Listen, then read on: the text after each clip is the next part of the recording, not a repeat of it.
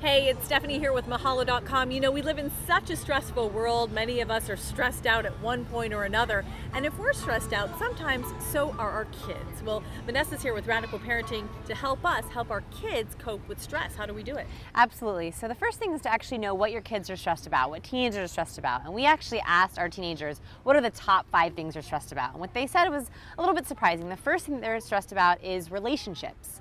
Friendships, parent relationships, teacher relationships. That's sort of, that tops the big area of what they're stressed about. Second would be school and grades, which is not too surprising. The third one is college. The college admission process, even for as young as 7th, 8th, 9th graders, they're already thinking about college because they know how competitive it is. So that falls third.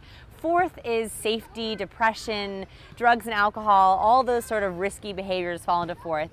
And fifth is their own happiness. And it's weird that that would actually come fifth. A lot of parents think, that would come first for me. But a lot of the times they're, not sure if they should be feeling sad or happy, and they're also surprised by their own mood swings. So it's really important for parents to sit down with their kids and say, I was listening to this video and I was wondering, what are the top 5 things you think you're most stressed about? And then also to share yours. That way you sort of can pinpoint what they're stressed about in their lives. Yeah, opening up a dialogue, of course, very important to talk to your kids. What if, in talking with them, you realize that they're really stressed and really upset? What can we do? Right. So if they're really stressed about something, I think that teenagers especially have the tendency to globalize anxiety. And what I mean by globalizing anxiety is they'll have one thing that's really stressing them out. Let's say it's a math class. It's really hard for them.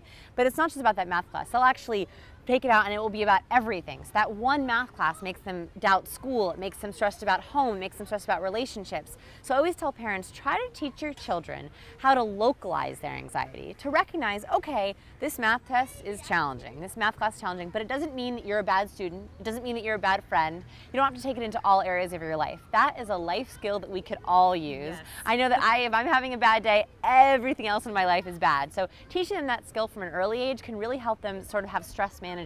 Okay, when do we seek professional help? Okay, so I think that, this is when you want to look for signs of depression.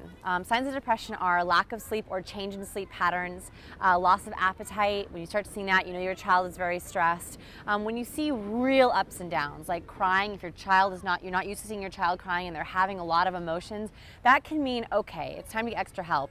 And that doesn't necessarily mean you have to go to therapy, because that can scare some parents away.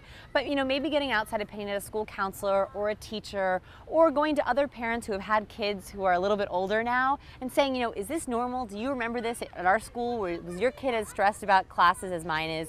That way you can sort of gauge what's normal and what's not. But always be aware of your child feeling like they're not enjoying their years of high school because they're so stressed. Yeah, absolutely. Thanks a lot, Vanessa. Great advice as always. Now, if you'd like more information about any of the topics discussed, you can go ahead and click on any of the links. You can also subscribe to Mahalo Parenting, or go ahead and send us an email at requests@mahalodotcom.